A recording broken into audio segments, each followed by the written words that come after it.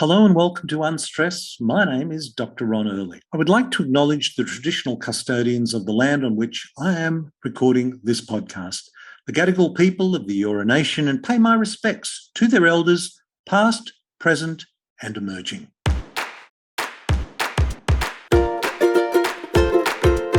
Well, as we see images up the east coast of Australia of houses submerged in water, one can only think, I feel so for the devastation that has caused, and only hope that the support of the government, when we can build billion-dollar sports stadiums that were in pretty good shape, I would only hope that we could transfer that money and really look after the people that have suffered and find places which are less prone and build buildings which are more environmentally friendly, because today's topic is about building biology, the built environment, how the built environment impacts on our health, both in our home and also in our work environment. And I always so look forward to talking to my guest today, who has been a guest on the podcast before, Nicole Bijlsma. Now, Nicole is a qualified naturopath, acupuncturist. She has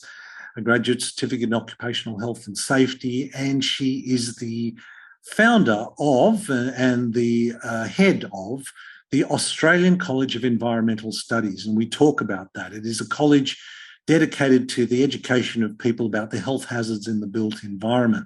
As though that isn't enough, Nicole has also just completed her PhD at RMIT in Melbourne, and she is just a wealth of information and passion all rolled up into one, and is here to share with you some of the issues which I think we should all be familiar with. It doesn't surprise me actually that people don't realise there are people like building biologists out there. I think we should be consulting them regularly, and certainly when we are planning anything major within our house, or if we have a health issue and want to eliminate this one very important aspect from our health picture. Looking at it very holistically, engaging with a building biologist is a really important and empowering step in your health journey. But catching up with Nicole in this time now where we are just inundated with rain and moisture and damp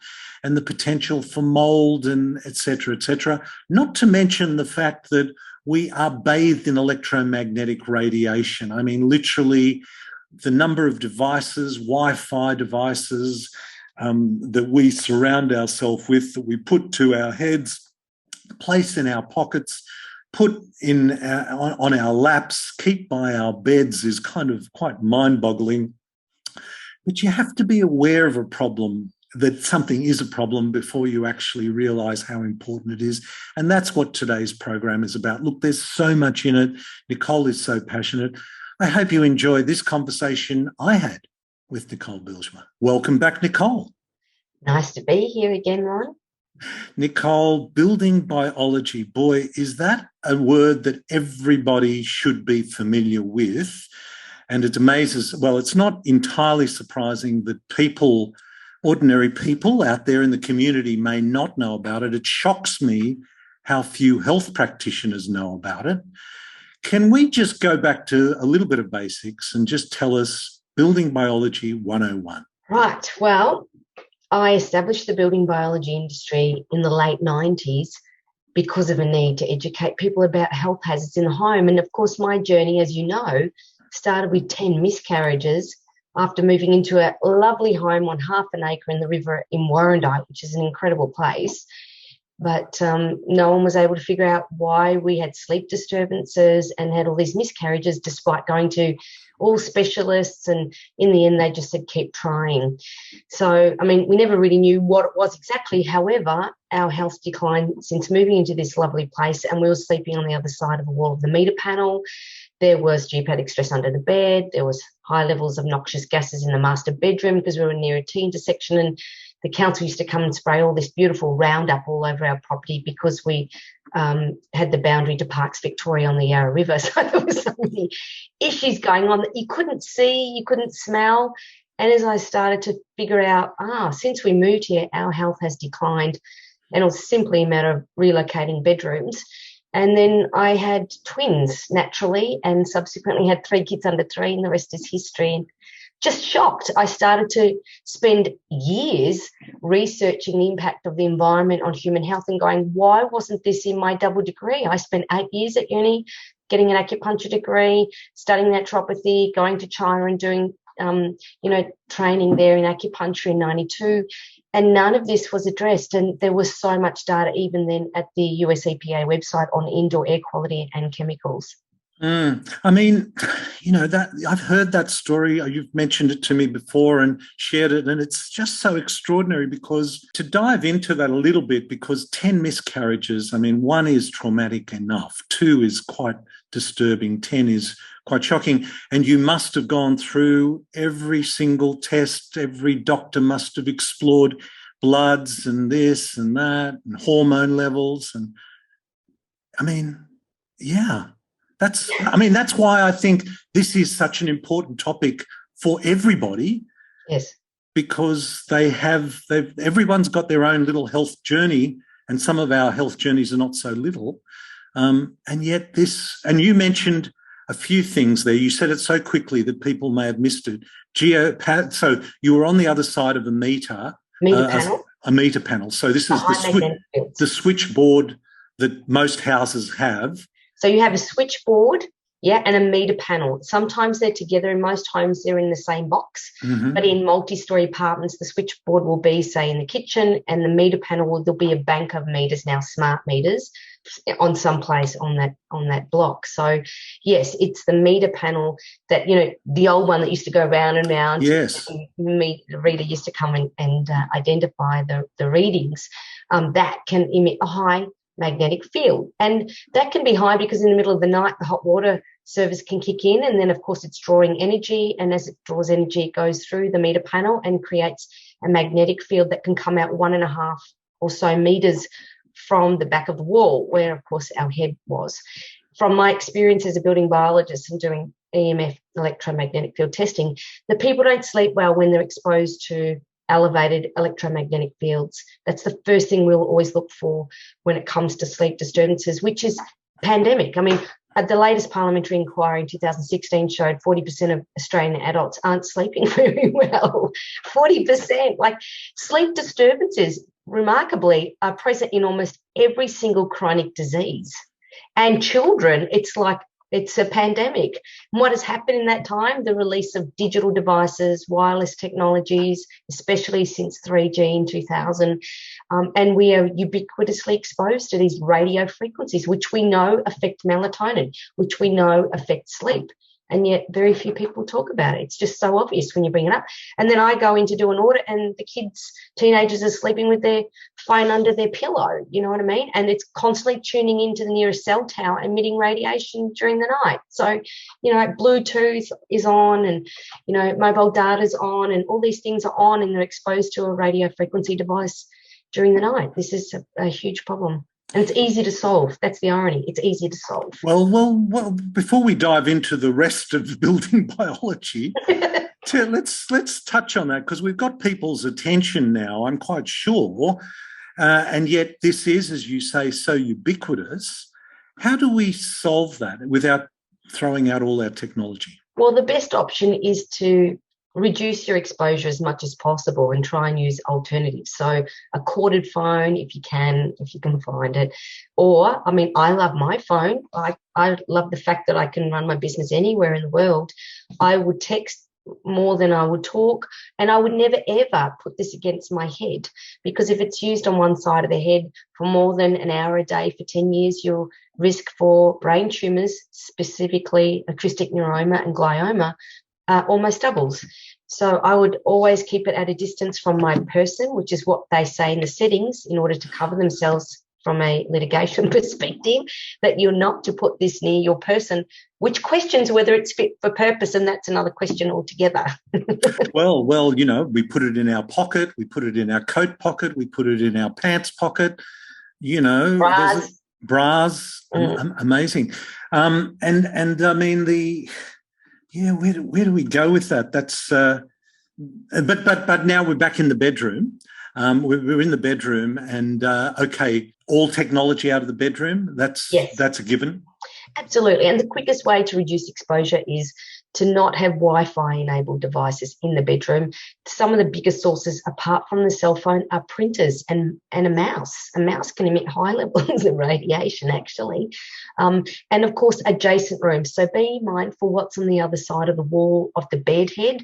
You don't want any appliances there that are Wi-Fi enabled. You don't want a meter panel. You don't want an inverter from the solar panel, and that's really, really important to try and get rid of all that. If you don't want to get rid of it, say, for example, it's a teenager's room and they study there, then at least turn it off at the power point on the wall. That will shut down everything, because a lot of the devices now have multiple antennas, so you think you turn it off on the device and then another antenna kicks in at a different frequency, and without a meter, you're never going to know. So I always say switch your digital devices off at the wall. And you mentioned inverters, because a lot of people are rushing, and we have this as well, solar panels, and solar panels go on the roof, and sometimes bedrooms are often upstairs. How far, I mean, what can we do about that? Should we be lead I don't know whether lead is the right thing, but should we be lining our bedroom ceilings and roofs, or how should we deal with that? Well, the inverters generally aren't the problem. The inverter is the problem, not the solar panels themselves. So the inverter is converting DC sun energy into AC electrical energy, and in that conversion, it's emitting a high magnetic field. So you want to make sure the inverter is well away from where people spend time, that it's not on the other side of the wall of a bed head or a workstation, a desk, or your favourite couch or something like that. Ideally, it would be on the garage or on a spare bedroom that, a guest bedroom, for example, would be a better option. The other thing is the newer solar panels have microinverters in the panel themselves, and then that can be a bit more problematic. So the closer you are to that, the higher the risk for magnetic field exposures. So the good news is distance is the key. So if you've got your inverter on the garage or spare bedroom or a wall that no one's spending time in close proximity, that should be fine. The only other issue that's come up a lot with solar panels is that it can create high levels of dirty power or dirty electricity. Now, that is high frequency spikes from 50 hertz to, 300 gigahertz, high radio frequencies in fractions of a second. So it's doing this all the time. And that, in some people, about up to 5% of the population seem to be reacting negatively to that. And I've found patients who've been diagnosed with electromagnetic sensitivity, they can't live in a house where they've got solar panels for that reason, because it's riding along all of the building wiring and through the electric field, which is coming out 1.2 metres from the walls, wherever the wiring is in the walls and the power points. Wow. And you also, we're still with your, your story, and you mentioned Roundup, and it was interesting because I was down at Centennial Park a few months ago, and they were saying in the ponds, we have to be careful with the ponds. We have to be careful with the runoff from rainwater, because it empties into the ponds and it can destroy the very delicate life in the pond. And the sign next to the pond said, Council has just sprayed Roundup around here. And the irony of those two signs juxtaposed literally right next to each other is kind of breathtaking. Tell us a little bit about Roundup and how ubiquitous that is around houses and buildings and stuff. Oh, it's extraordinary. The termite treatments and pesticides and Roundup, it's just ubiquitous everywhere. Everybody's got it in their bodies, and the only way to reduce exposure, of course, is to have organic food. That's huge exposure, probably more than even what's going on outside is ingestion as opposed to inhalation. But Roundup is a carcinogen. We know that now, and yet it's the number one herbicide on the planet. Unfortunately, pesticides are everywhere, from the Arctic to the Antarctica. They're found in polar bear livers, and they're probably the most toxic chemical that I've researched, because many of them are hormone disrupting chemicals. It's funny you say that, Ron, because of last week there was a massive spill in a lake near Altona in Melbourne, and it was full of nonylphenol, which is an incredibly strong endocrine disrupting chemical that killed all the fish. And they found that a manufacturer had dumped all this detergent, and the detergent is non-phenol. And the only reason I know that is because I had someone to come and clean my carpets of late because I bought a box of pup. Like having kids all over again. And he was urinating on the rugs and like, I'm having a heart attack. So I went to clean it, and because the urine is acidic, if you use detergent, it makes it worse and makes it smell worse. You have to use an alkaline cleaner. So I got a professional to come in, and I said, before you come in, I want to look at your safety data sheets as to the chemicals you're using. He didn't have that. So I looked on his ingredients in the van, and it was loaded with nonylphenol. Now, nonylphenol in the 1990s, Anna Soto and Carla Sonnenschein were researchers who were looking at whether breast cancer was an estrogen-dependent cancer. And what they did is they set up an experiment where they had all these plastic test tubes, added breast cancer cells to all of them, and then added a chemical to some of the breast cancer cells, estrogen, to show that they multiplied, and they did. What they didn't expect was that in the control group, where there was just breast cancer cells sitting in there, nothing else had been added, no estrogen, that they were multiplying the same way as if estrogen had been added. And eventually they realised that the manufacturer of the plastic test tube had added a chemical, nonylphenol, to the plastic test tube, which had made the breast cancer cells multiply.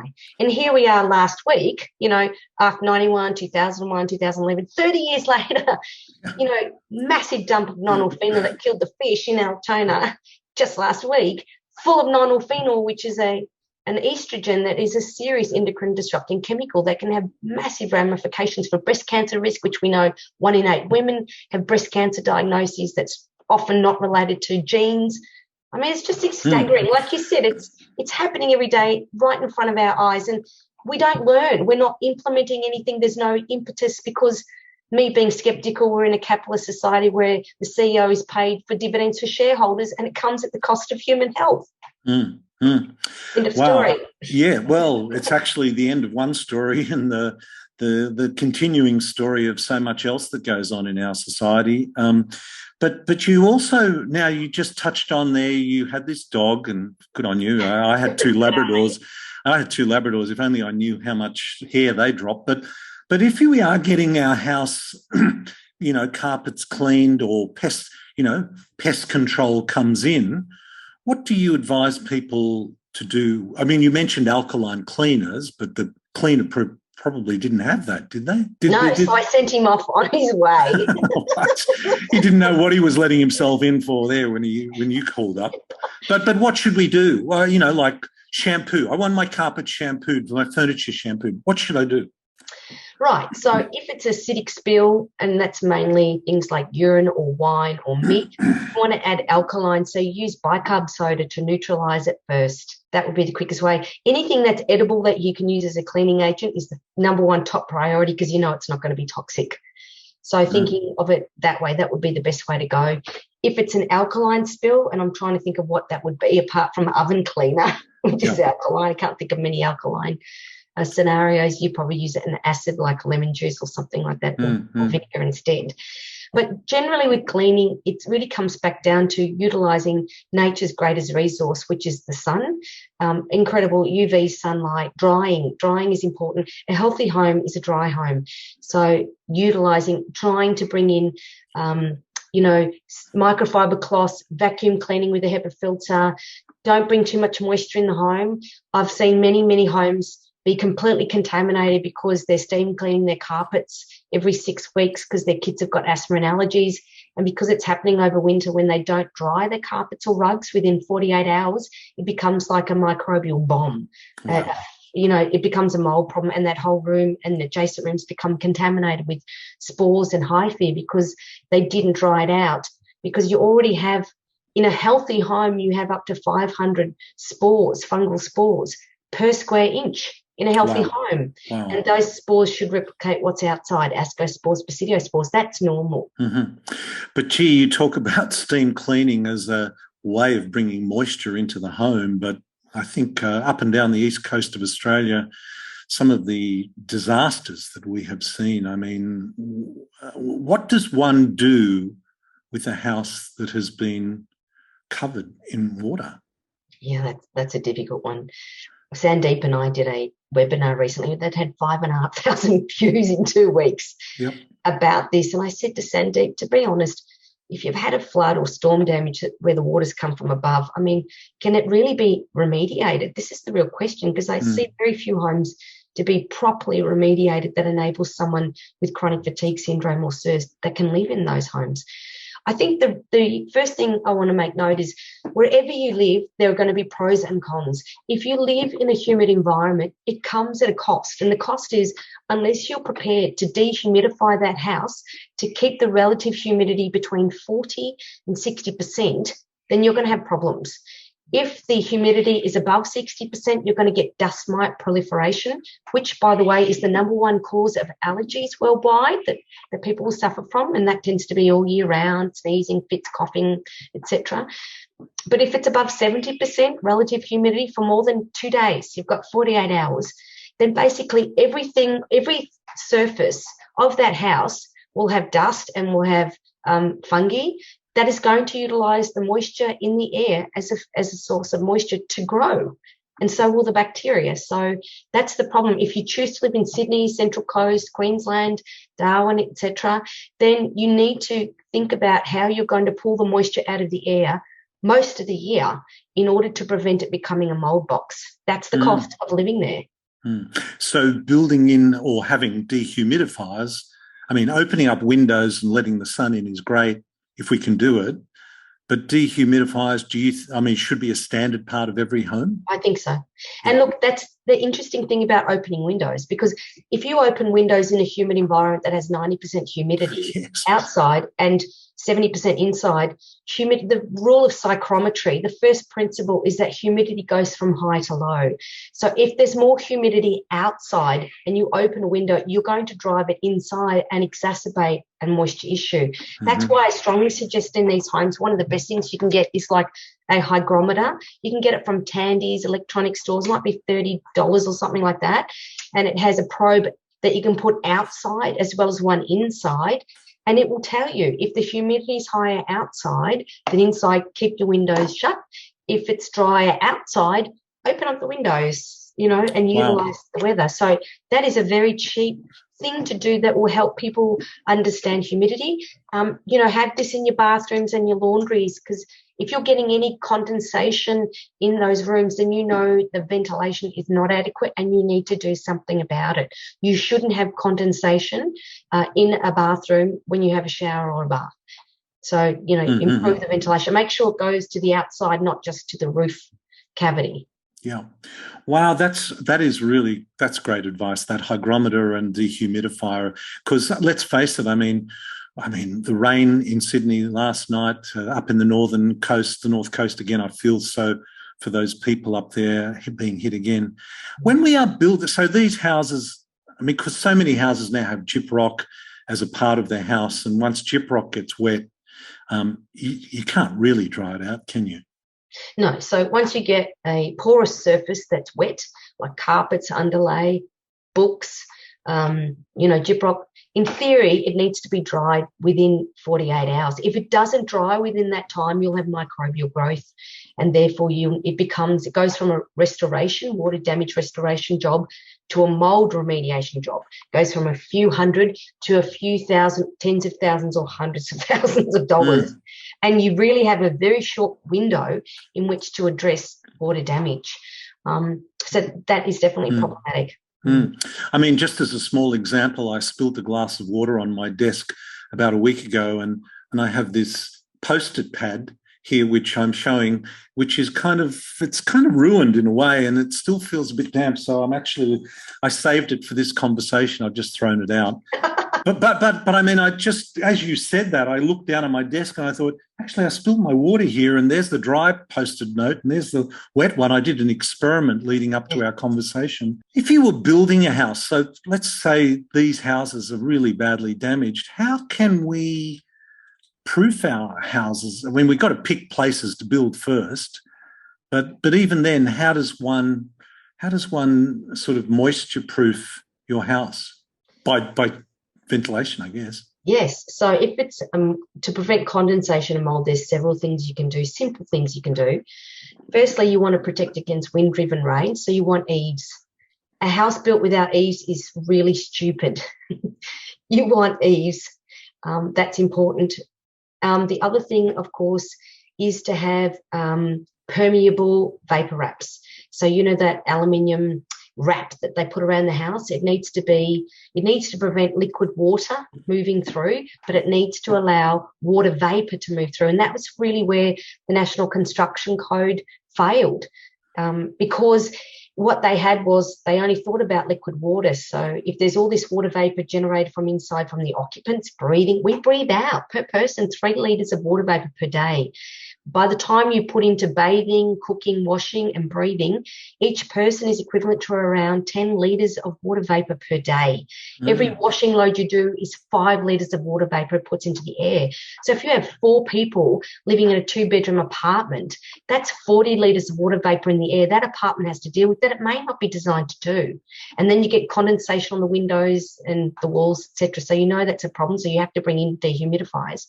So you want, if you're going to build, you want intelligent wraps like ProClimate, and I don't get a commission from them at all, where they are specifically designed to enable water vapour to move through. There is now a very much physics involved in wall and ceiling construction that looks at the type of vapor wrap. It looks at the microclimate and the climate it is in, and it's becoming a very specific science with a lot of physics involved, where they have 7 different designs depending on what climate you're actually in. So I recommend people invest the money into get the wall structure and the roof structure specific for the area they're in. So for example, if you're building in the Blue Mountains, that's very different to being in the CBD of Sydney, even though you're in the same state, because in the Blue Mountains you have all this mist and fog for a significant proportion time of the year, which means you're going to have to build something very different compared to the heart of the Sydney CBD. And understanding the climate, the microclimate becomes really important. Ventilation is important again, so making sure that your exhaust fans from your kitchen and your bathrooms are exhausted to the exterior, not to the roof void or to the wall cavity. So it pulls it out so you don't get this water in the interstitial of the wall cavities, for example. That's really, really important. And that the house is designed for the amount of occupants are going to be there. You know, if you're going to have slumber parties with the kids all the time, it may not be appropriate to put 10 kids in a small bedroom because they're all breathing all this condensation, etc. You might need to bring a portable dehumidifier in there temporarily to help with that condensation. So these are the sort of simple principles you can bring in to help reduce the incidence of condensation and mold. Also, the building materials, having building materials that breathe. So if you think of, you know, the Queenslander that has a big hat, big eaves, it has great cross ventilation with the louver windows, massive subfloors that you can walk underneath, so it's very well ventilated underneath, so it stops rising damp, etc., coming up through the building, and it's made from timber that can breathe. Timber can absorb and release moisture very well, whereas materials like concrete slabs, that has no hygroscopicity, it has no capacity to absorb and release moisture, just holds moisture, and it remains wet for years. So thinking about the building materials you're going to use is very, very important. Making sure the building materials inside the house aren't cold.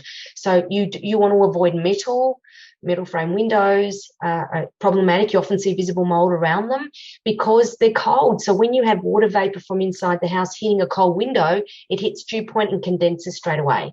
Whereas an engineered timber window would be much better because the surface temperature isn't cold. So when it hits the water vapor hits the surface, it's less likely to condense. Things like tiles and masonry, all of that sort of thing are cold surfaces. So when you have water vapor hit a cold surface, it's more likely to condense, thinking about that. Because when you talk about floors too, and you're talking about solid timber floors, because often particle board or some kind of particle board, that's probably not the right word for it, but it looks like a composite of some sort. Is it? Or is that what I'm... MDF, particle board, yep. Yeah. They would not be breathing in the same way. They'd be more like gyprock than timber, I'm guessing. Yes. They can. It depends what they're sealed with as well. The problem with particle board, it's like Macca's for mold. Once it's wet it delaminates, similar to what you saw on your pad. It starts separating and delaminating. And, of course, once it's wet, it needs to be replaced. Mm-hmm. Wow. Now, water. I want to talk about you just having a sip there, and I just wanted, because people are sort of critical of what they put in the water. They put chlorine in the water, and I go, well, I'm actually glad they bring it to my tap, in good nick. What I do with it once I get it is another story. How should we approach water once we turn on the tap? Before then, I mean, just to consume it. Yes, well, there's multiple contaminants in water, and as you said, chlorine certainly stopped the waterborne illnesses, which is a good thing, because that was one of the things they did with public health that made a massive difference to human health and increased our lifespan as a result of it. However, because there has to be sufficient amount of chlorine that it's active, that it's present by the time it gets to the tap, I don't want to be ingesting chlorinated water, because chlorine is the strongest antibacterial that you can be exposed to, which is why it's added to the water supply. And I don't want to be ingesting that knowing that my gut microbiome is one of the most important markers for human health. So I want to make sure that I'll use a carbon filter to be able to remove that chlorine. And carbon filters are quite cheap, $20, $30, $40. They're not expensive. The problem is that the contaminants in our water supply will vary depending on the types of taps or pipes you have under your home, also the type of taps you have.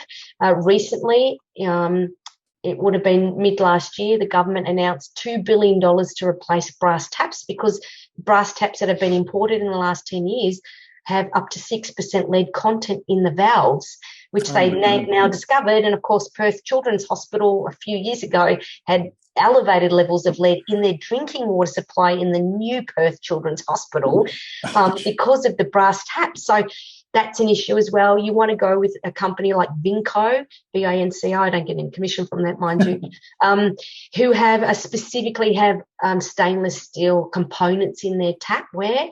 That's important, because there could be, lead. Lead, of course, we've spoken about lead before, haven't we, with Michelle on your podcast before? And, we'll come back to that in a minute, because there's a lot of these things. I think it's worth just reminding people, but that's a real shock. The the new brass taps. We should have. Yeah, that's. But tell us about lead, because I know, lead, mercury. These are all very toxic, but they're ubiquitous as well, aren't they? Or they were, and they still are. Lead is still a big issue, and I don't think it's discussed enough, especially with a lot of the programs on the television with, renovating homes. Lead is still an issue. If your house is built prior to 1986, you should test for lead prior to renovating. Of course, like asbestos, lead is not a problem, providing it's not in a dust form. So the problem is, most pregnant women, myself included, you want to get the nursery right when you're pregnant and, for the bubs to come. And that's when you're likely to do the renovations, which is the worst time in hindsight. So you can test for lead by going to paint stores or hardware stores to get a lead test checker. They're about $25 for two.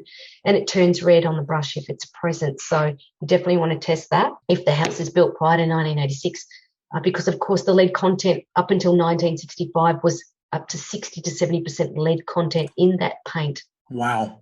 Yeah. I've tested homes recently that had 10%, 20% lead content in them, and that's problematic. So it's okay if you leave it on the wall, providing it's in good condition, it's not flaking off. In that case, you can get a company like Australian Dust Removalists Association, who will come in and get rid of all the lead dust in your roof, and also properly get rid of it inside the house. They'll block off that room and bring in HEPA filters and scrubbers, etc., and do it properly. There's also a fantastic guide, the six-step guide to removing lead paint by the Australian government. You can find online, and it gives you some really good practical advice if you're going to do it yourself.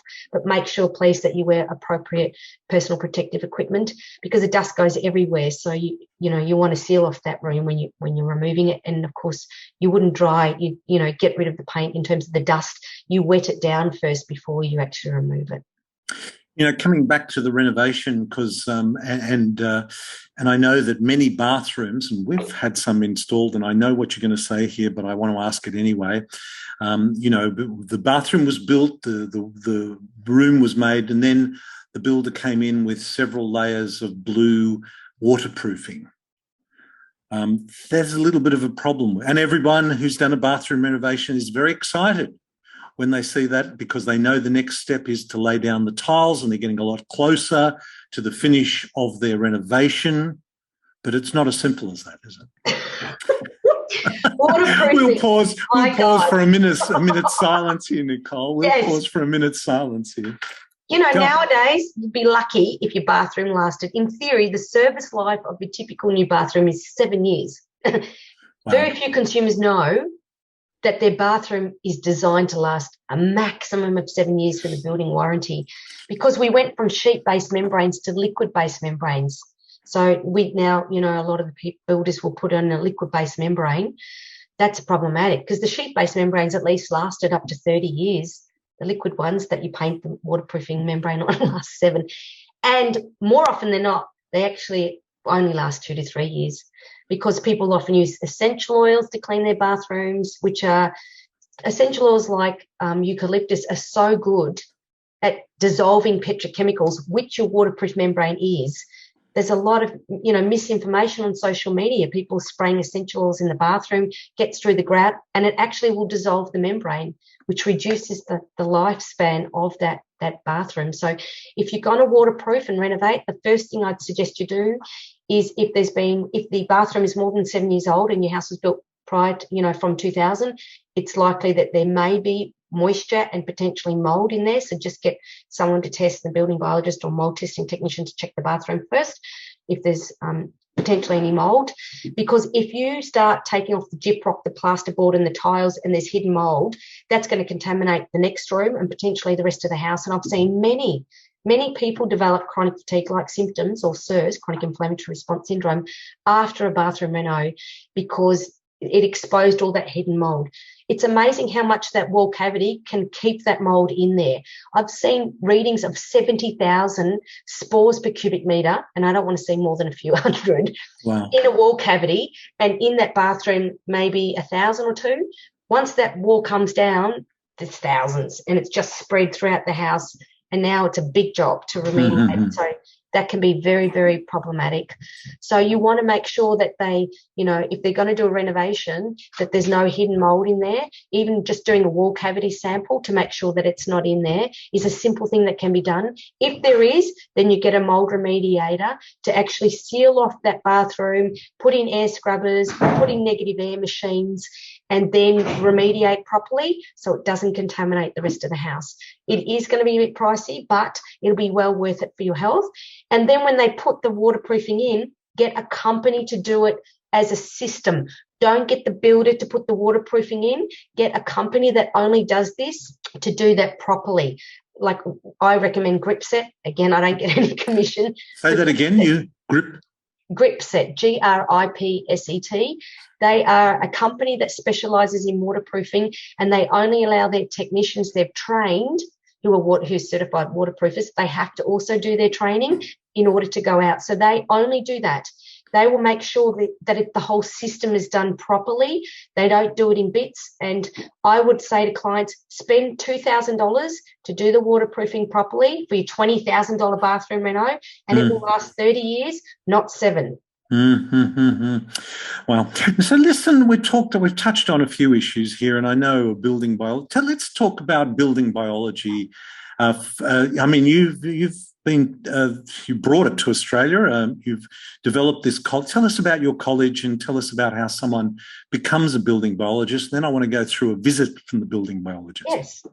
Well, yes, I founded the building biology industry quite incidentally through my own health issues, which we described. Yes. Started researching for years, much to my ex-husband's frustration. You're doing all this research for nothing for years, because I want to know what the cause is. That's why I became a naturopath.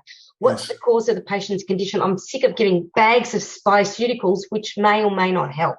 Yeah. So I then, started teaching people this, and it just developed into a course. We run, it's the only government accredited building biology course in Australia. I believe the only undergraduate nationally accredited course probably in the world. 2 years full-time, 4 years part-time. Subjects include mold testing is the one where most people will do a lot of work with. That's all our subjects are 12 weeks in duration. Most of our students are women. 75% of our women, our participants are women, mature age women from 30 to 60. They're about 75%, which is the only building construction course in Australia that's primarily women, which I'm very proud about. We go in there and tell the trades, you did a shit job.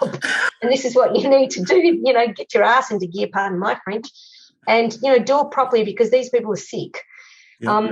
A big part of the work we do is identify health hazards in the built environment. As I mentioned, water damage and mold is a big part of the work we do. Also looking at radiation from Wi-Fi enabled devices. How can we use technology and reduce our exposures? We look at chemicals. So often it's personal care products, cleaning products, getting them to be mindful about the products they buy and to reduce this rampant consumerism that's causing global pollution, that sort of thing. Pesticide management's a big one. Don't use chemicals for pesticides. How can we create physical barriers, reduce the moisture, remove the pet bowl, to stop attracting the pests and rodents in the house in the first place, those sort of things. And, of course, provide advice on how to build healthy homes is an important thing that we do. So there's a lot of work out there, and we just don't have enough people to do the job. Like I said to you at the beginning before we started, I don't have anyone in the Central Coast yet that's qualified as a building biologist. And yet there's so much work just doing mold testing, a 3-month course. You've got to earn a packet once you've got your equipment. And yet there's so little people to do the work, which is unfortunate. But I think the overriding message that I've always got whenever I've thought and talked to you and learnt about it myself, because as I said to you, of all the books on my bookshelf here, I pick out ones that I think are critically important, and that's why I have Bruce Pascoe's Dark Emu talking about Indigenous health. I have the food pyramid, death by food pyramid, which I think has caused massive problems. Joel Salatin talking about regenerative agriculture, which I cover many times on my podcast. And there, Nicole, is your book, Healthy Home, Healthy Family, 3rd edition now? Yes. And that is, I consider, these are books that I consider fundamental to our existence. And I actually have taken a little bit of a liberty there by including my own book up there as well. Terrible ad, but great book. But now when we do call up a building biologist, what should we expect? What's a typical visit from a building biologist? Well, often what the client thinks is a problem and what is the problem can be different. So I really teach my graduates to be like a scout, to bring all their equipment and don't make assumptions that the client knows what's going on, have everything there. The thing I train them well to do is to take an environmental exposure history. And I really think that's important from a clinician's perspective as well as the building biologist, because if you take a good history, you're able to identify, the beginning of the symptoms and what was going on in their life at the time, and an exacerbation or amelioration of symptoms from the history. And that often will tell me very quickly, 90% of the time, it'll show me what hazards I need to look for to exclude, to see, because I'll know based on their symptoms, if there's sleep disturbances, I want to check for electromagnetic fields. If there's respiratory problems or fatiguing syndrome, I'm going to look for mold. If there's skin rashes, I'm going to look for water, chlorine in water. I'm going to look at products they're using on their skin and that they're exposed to pesticides. If it's reproduction, I'm going to have to look at their chemical load over a longer period of time and what they're using in terms of endocrine stopping chemicals. So their symptoms will tell me I'll know what hazards. The graduates will know what hazards can cause those symptoms. So then they'll go through a process of a visual inspection. So the first thing we do is we sit down with the client. I spend up to 45 minutes with the client. I've sent them a questionnaire. They've filled it out. I sit down with them and I go through every question and get them to explain it. I can listen to their voice. I can look at their skin. I can see their demeanour, how sick or not they are. Have they got brain fog, missing words mid-sentence, which means I've got to check for EMF chemicals and mold because it can cause all of those symptoms. and take a history and get them to explain it in their words. Find out what occupants are here, what's their process for maintaining the house, the gutters, the beds, the sheets, how often they're changing them. Had they been in previously water damaged buildings, their mattress, and they've now brought it to this building. So is it a problem with this building or the previous building? What about water vapor management? How many showers are we talking about? Are we talking about an Italian couple in a 6-bedroom house where there's very little water vapor and they shower every second day? Or are we talking about 4 tradies who will go to the gym and shower after work? So that's, 8 showers a day in a 1-bedroom apartment. That's very different. So it gives me an idea of the level of water vapor. I'm looking at, again, their cleaning routine. Do they use dry cleaning solvents? Their behaviour and how they relate to the environment, their house, and how they interact with that. Then I will spend quite a bit of time doing a visual inspection outside and inside, coming in and out of the house. I'm looking for sources of moisture. I'm looking for chemicals. I'm looking for compost. I'm looking for biotoxins. I'm looking for shading, which parts of the house will be more susceptible to condensation, and all of those things. Often clients will miss things when I'm looking through the house, like there might be 8 cans of Mortein because they have an obsession with spiders. If they see one spider, they have to spray 8 cans of Mortein and actually say, I know you have an organic diet, but the Mortein is actually toxic. And they don't see the correlation, Ron. Because we all have it, the bee in our bonnet. Me, it's my coffee, 3 coffees a day with all the mycotoxins in the beans. I'm prepared to live with that. Nicole, I can't believe you drink coffee. No, you seem too calm. You seem too calm. I'm not calm.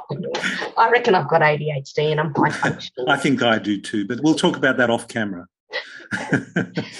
But go on. Mothballs. They might be strict about their food and chemicals and their perfumes, and then they have a wardrobe full of mothballs because they're concerned about that. So it's looking at the idiosyncrasies of their behaviour and their beliefs, and then being able to help them understand what the ramifications of that are if they do that. Yeah. It's interesting because so often people think of environmental pollutants as out there, air pollution, ocean pollution, river pollution, all this, but actually it's what we choose to put in and on our bodies that makes such a big difference, isn't it? That's the number one pollution, is often what they're buying and putting on their skin and putting in their mouth. Absolutely, definitely. Yeah. And this is the thing, you'll find with some clients, they might want to blame a neighbour's smart meter, etc., for the issue, but they're living like that 5 hours a day. And phone to ear for those listening. Phone to ear, yes. So if they're doing that, you will show with your meters, you're quantifying. So after the visual inspection, we'll then have the moisture meters and the instruments that we use, moisture meters and thermal imaging and electromagnetic field equipment to quantify what we're actually exposed to. Then we compare it to the exposure standard, and then we can determine, what's actually going on and how to reduce their exposure. Yeah. And it's often different to what the client thinks it is. So you really need to be diplomatic in how you come across to the client, because what you're saying a lot of the time is, well, I hear what you're saying and we can address that issue you've indicated, but that's likely to be a low risk compared to these other issues I've identified in the house, and this is how I've quantified it, and I'll show you with instruments. Yeah. Oh, Nicole, brilliant. Listen, as though that's not enough for running a college, you've also just about to finish a PhD. Oh, you have? Or where are you up to? Can you tell us a little bit about it? Don't go into the full 7 years of research and all that. No, what are you doing? Tell us about your PhD. Well, I've submitted it in September and I'm waiting for it to be March. Okay. So it's been 6 months. Okay. I hope that's okay. But anyway, I've looked at environmental exposures to chemicals and to wireless technologies and its impact on human health. So really looking at which chemicals impact which chronic diseases and how doctors and clinicians can do something about it. So what's available for clinicians to assess chemical load. I interviewed the top environmental doctors to see how they address, environmental exposures. And in the end, as a result of that paper, they're really hamstrung. They need at least an hour and a half with the patient to take a proper history. And that was considered to be the most important clinical tool, and yet they were never trained how to do this properly, either in their undergraduate medical training or their postgraduate training. And this includes occupational environmental physicians as well as integrative doctors. So without doubt, the environmental exposure history is very, very important, but they had to train themselves over many years to do it. And of course, these patients are really tricky. They are so sensitive that, like, even taking supplements they react to because their detoxification pathways are so jam-packed that it's very difficult. So it's a matter of reducing their toxic load with their food, with their lifestyle, and with their home on a very gentle level over a very, very long period of time. Nicole, I so enjoy talking to you, and every time I do, I feel like I've really wasted my time doing dentistry, and I really should have done, a building biology course. And what a great thing to have as a skill to change people's lives for the better. So thank you for putting all that together. Thank you for offering it. We will, of course, have links to the college on our show notes, etc. And just again, thanks so much for being with us. Thank you so much for allowing me to talk about my passion. Thanks, Nicole. Well, in the same way as I like to connect with my cardiologist, integrative cardiologist, Dr. Ross Walker, and I like to connect with various guests regularly, just to keep the hoop tapping along down the road, keeping our heart health going. Well, this is about keeping building health going. And honestly, the number of people who are unwell, who have gone through, well, look at Nicole's own story, 10 miscarriages. Now, to anyone who's had a miscarriage, it's a very traumatic experience in one's life. And if you're fortunate enough to then have a child, you realise how traumatic that actually is. And then to have another one would be just awful. But to have 10 miscarriages, and the number of practitioners that Nicole visited, and I've heard this story before, and she's gone into it in a lot more detail off camera or off microphone, but the number of practitioners that were visited to try to get to the bottom of why this seemingly healthy woman should have 10 miscarriages. And you can only imagine the blood tests, the hormones, the different treatments, the different supplements, the different this, the different that. And that's miscarriages. Well, what about somebody who's suffering from an autoimmune condition or an inflammatory condition or a respiratory condition or a mental health condition? Because that could be affecting your sleep. And once it starts to affect your sleep, it affects every aspect of your health. And this is precisely what this podcast is all about and what our Unstress Wellness program is all about. And that is taking a holistic view of healthcare. And it is not, the word holistic is not some new age philosophy of, woo, isn't this, kind of we're laying on crystals. This just happens to be the way the body works. It happens to be the way our house works, our environment works, and the planet works. So get on board with thinking holistically. Sometimes inconvenient truths emerge, which you have to deal with, and that may be challenging. But at least in order to solve a problem, it helps to know, I always feel, in order to solve a problem, it helps to know what that problem is.